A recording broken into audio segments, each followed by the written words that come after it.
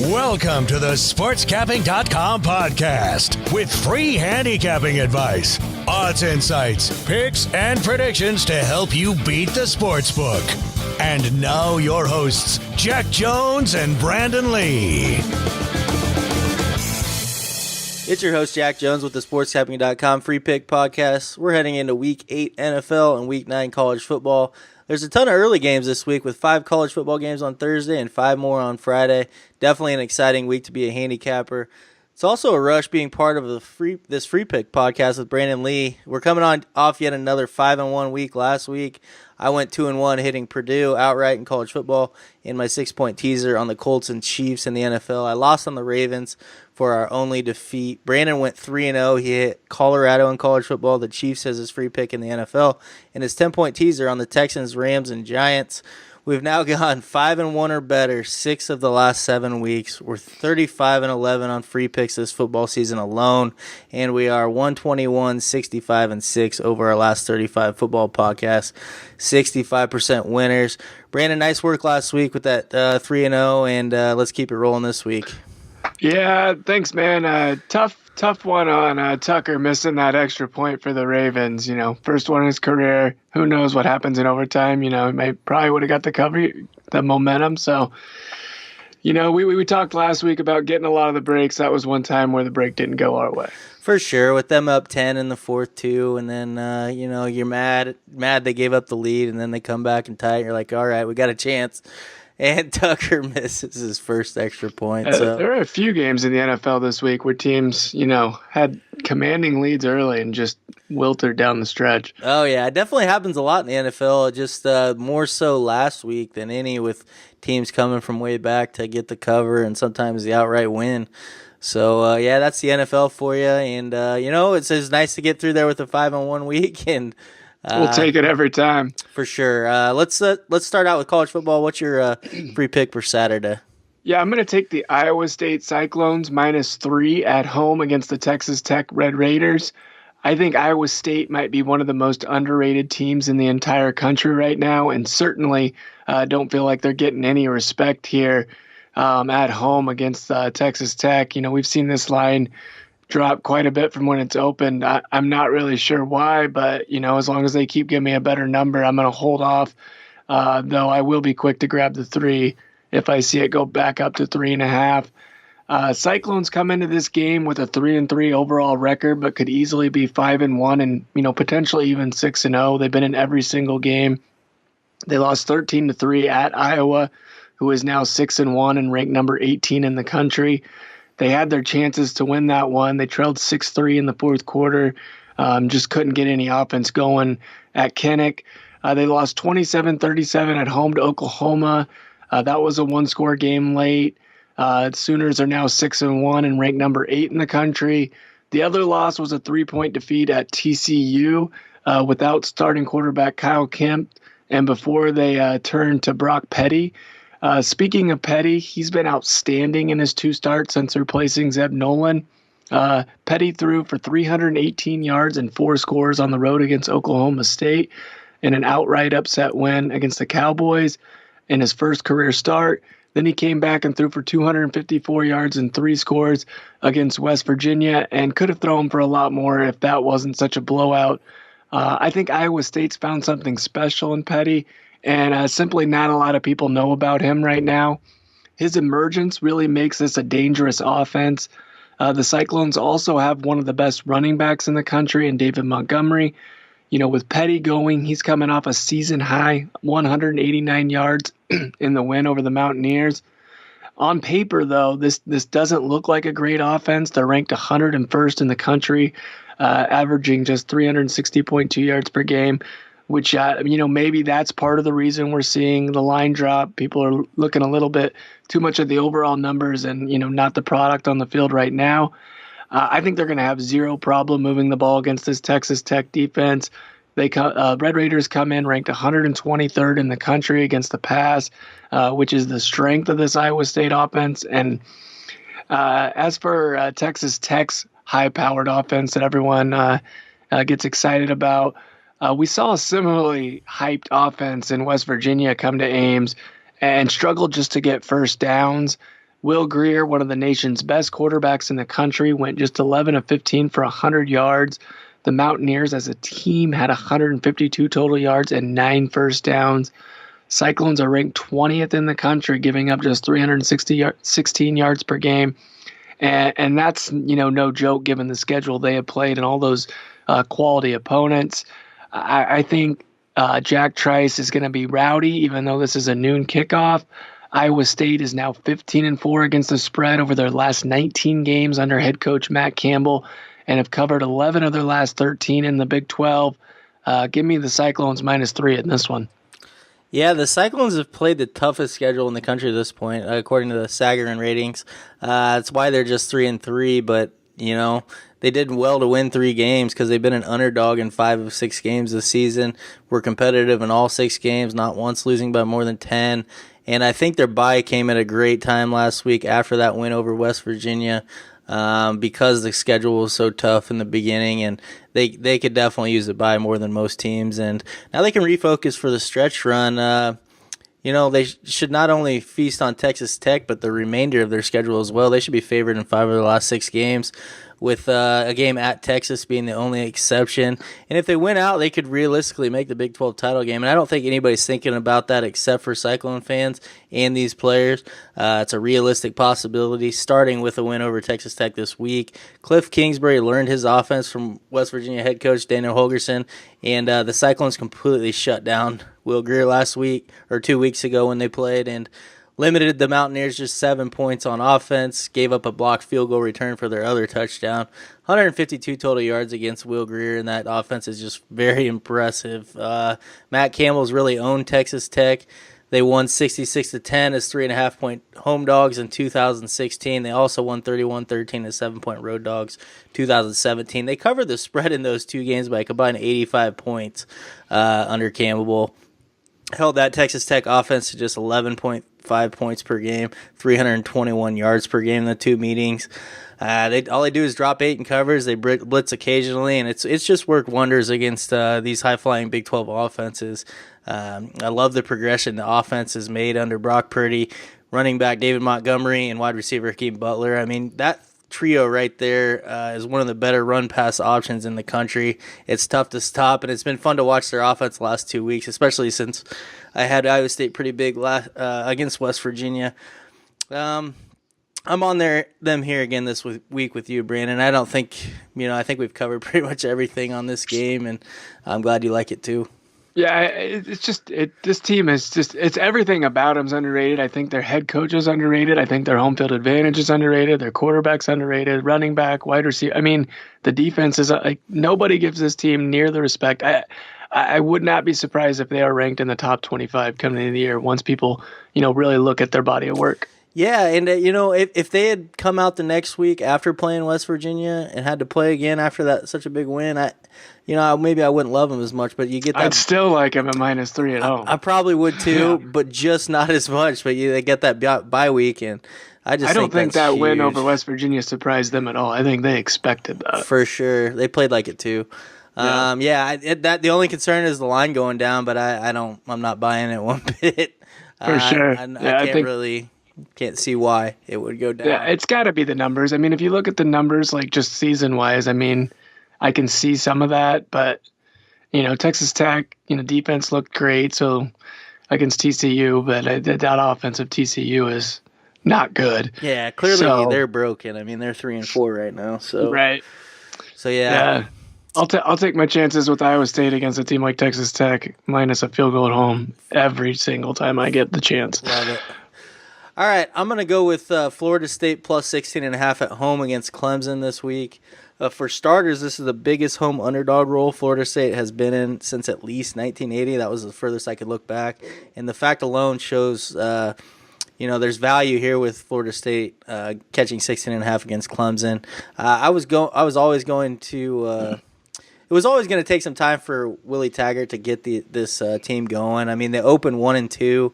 With ugly losses to Virginia Tech and Syracuse, and a narrow win over Samford, an FCS opponent. But they've gotten it together in recent weeks. They're 3-1 straight up, 3-1 against the spread the last 4 games.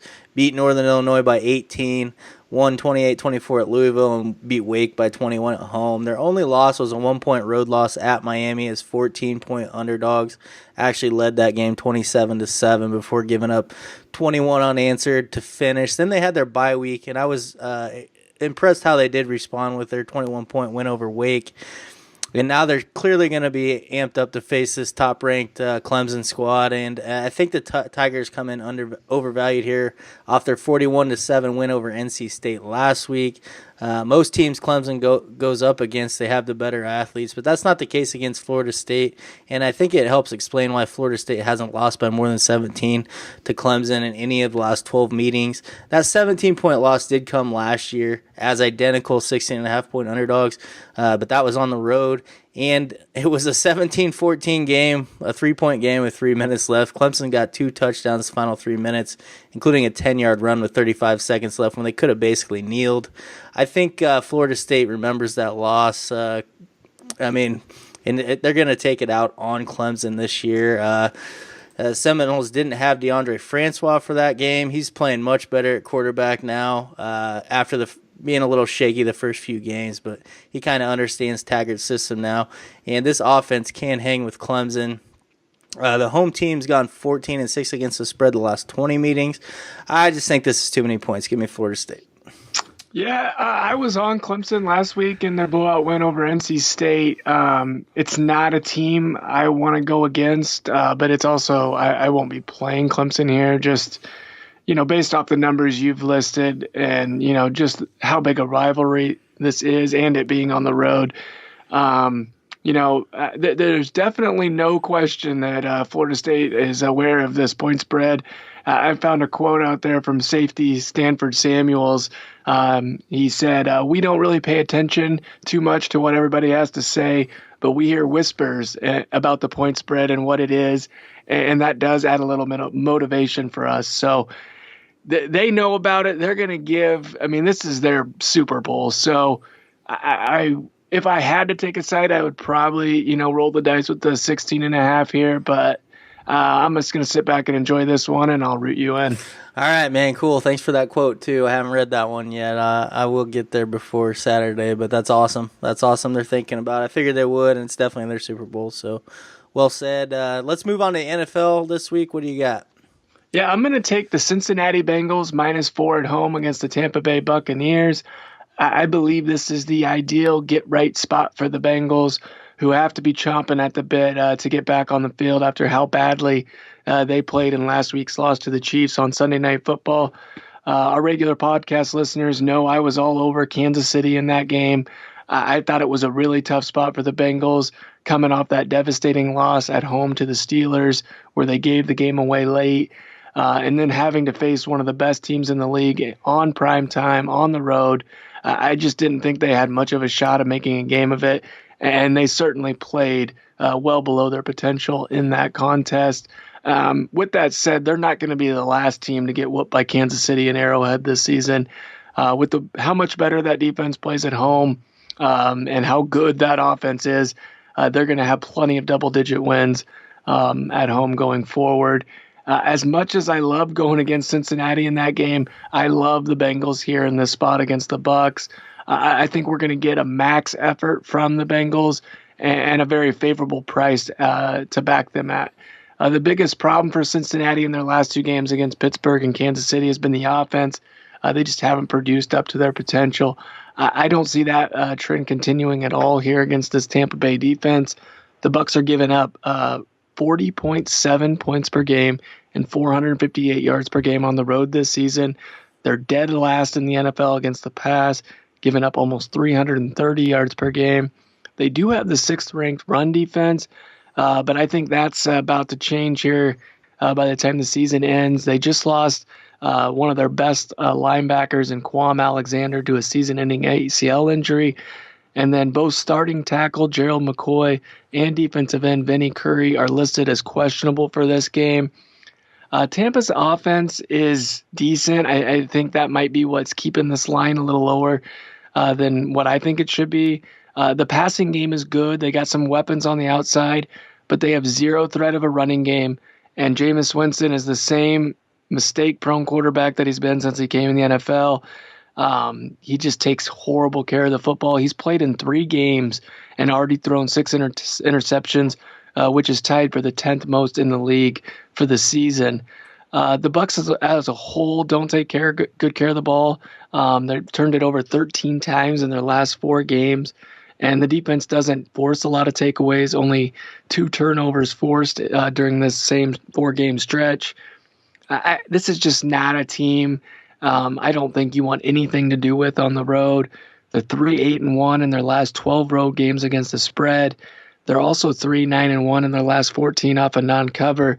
So, when they don't play well, they tend to keep, not playing well.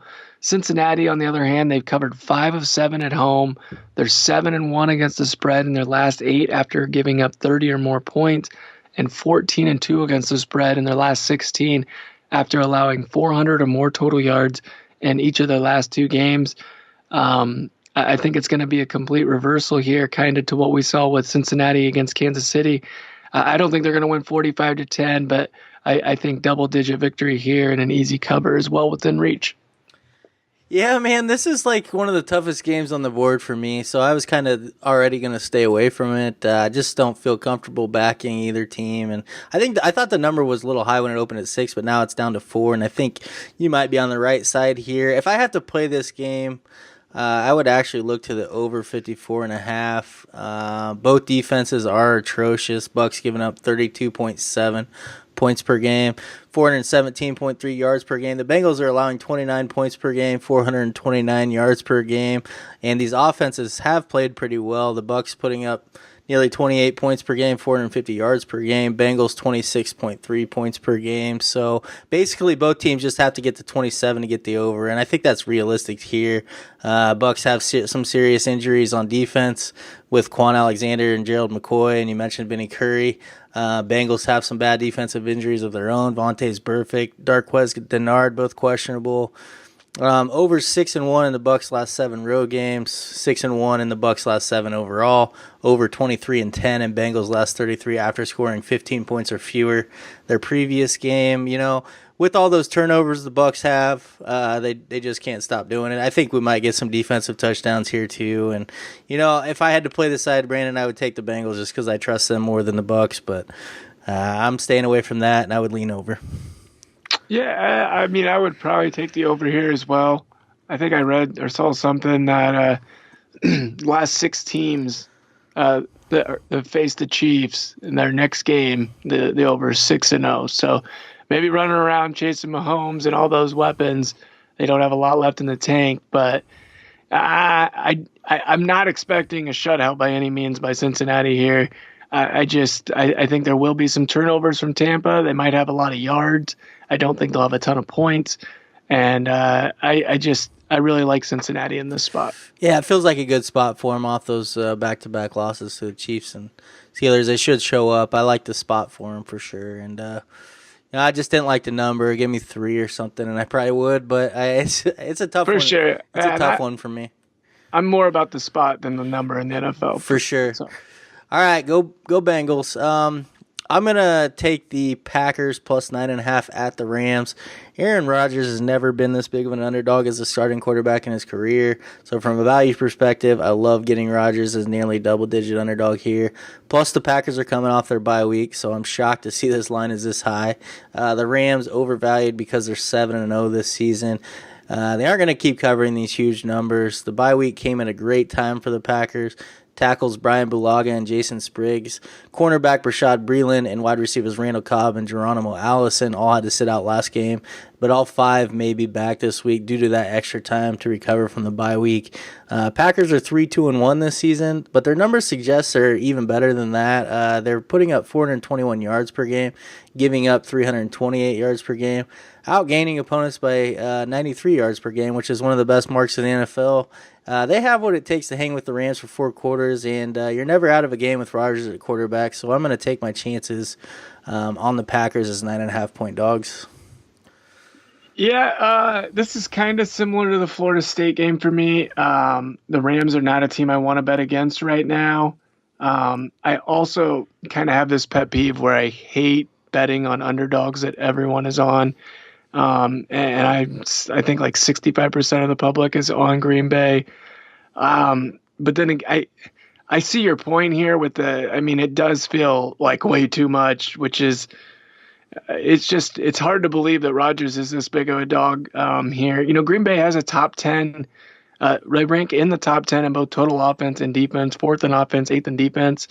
And if history repeats itself, the only two times in Rodgers' career where he's been favored are an underdog, underdog of 7 or more.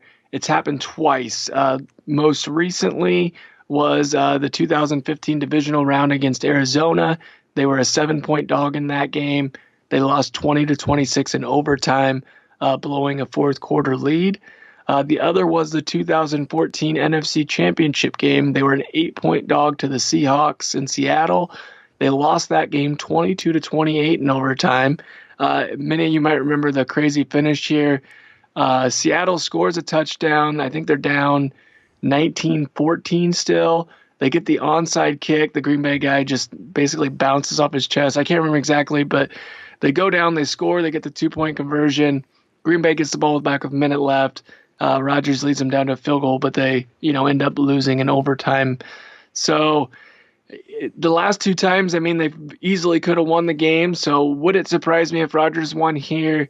No, which is why I'm not going to be playing this one.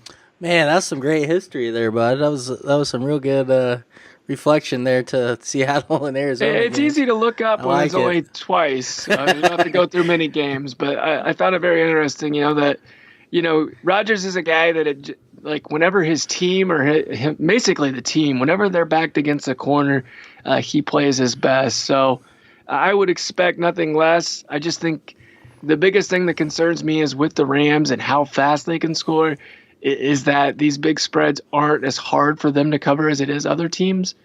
So that would be that's the only thing here, but it does seem like an inflated number, and this will be another one where, I'll be rooting you in. All right, cool, man, cool. Let's give the listeners a couple more teaser winners. I can't remember. We haven't lost on these very often. I think we maybe lost one in the week 1 or 2, but it hasn't been many. Maybe just one total. So this just shows that, getting those extra points on these teasers is huge, and especially if you pick the right ones, and we have been. So what do you got this week, Brandon? Yeah, I'm gonna do a 3-team 10-pointer. I think I'm gonna do the most obvious one here. You got the Chiefs -10 at home against the Broncos. We're gonna take them down to a pick'em. While I'm not 100% confident on Green Bay covering 9.5, I do like them at 19.5, so I'll tease them up. And lastly, I'm going to take the Vikings from a pick at home to +10 against the Saints. Yeah, I don't have any issue with this one. I think all three cover the 10-point teaser lines. Chiefs outright, Vikings close against the Saints, and Packers close against the Rams. So I like it. I'm going to go with 6-point teaser this week. I'm going to use the Thursday night game and take the Texans -1.5 and the Steelers -2. This podcast will be out by Thursday morning, so everybody will have time to get in on it. But I'm taking the Texans from 7.5 down to 1.5 at home against the Dolphins. Dolphins have a ton of injury concerns at receiver on offense. Brock Osweiler still their starting quarterback. And I'm teasing the Steelers from 8 down to 2 at home against the Browns. Steelers off their bye, basically just have to beat the Browns with a field goal or more here. Yeah, that's a tough one not to like there. Especially with all the injuries Miami's got. And then Cleveland, I think their defense is starting to stock up on some injuries as well. I think they just lost their leading tackler, so hard to not like both those teams winning outright, at least by a field goal. All right, man. Let the listeners know how you've been doing this football season and where they can find you. Yeah, fresh off a 6-1 week in the NFL, hit both Thursday and Monday night games, 4-1 on Sunday. Now 26-8 over my last 34 NFL picks. That's 76%. 66% long-term over my last 94 in the NFL. Currently the number 2 ranked NFL handicapper for 2018. Still red hot on the college gridiron as well. 18-7, 72% over my last 25 college picks, including an 8-2 run over my last 2 Saturday cards. All sports, 37-16, 70% over the last 20 days. Still got a $50 discount going on my 1 month package, which you can get for $299.95 until the end of October. You can find that and all my other premium packages at www.sportscapping.com/Brandon-Lee.html, or you can just go to the Sports Capping homepage and scroll down to that NFL leaderboard and see me at number 2. He's hot, guys. Go get a package from Brandon today. I've had the best 14-month run of my career, 664, 506, last 411 days, $1,000 per game bettors, up over 112,000. Profiting in every sport during this stretch, riding a 68-34 run the last 32 days in all sports. I want to recommend getting a 365-day all sports pass for you guys. It's the most expensive package I have at $1,500, but it's also the one where you save the most money. Average it out, you pay barely over $4 per day for my advice. It's way better than buying a daily package for $60. So just remember, the longer the subscription, the more you save. You can find me at sportscapping.com or betfirm.com. Hit me up on Twitter at betfirmsjack. Subscribe to us on iTunes. Please feel free to leave a review also if you like the show. And that's going to be it for this week's episode. Make sure to tune in next week where we discuss Week 9 NFL and Week 10 college football and have a bunch more free pick winners for you.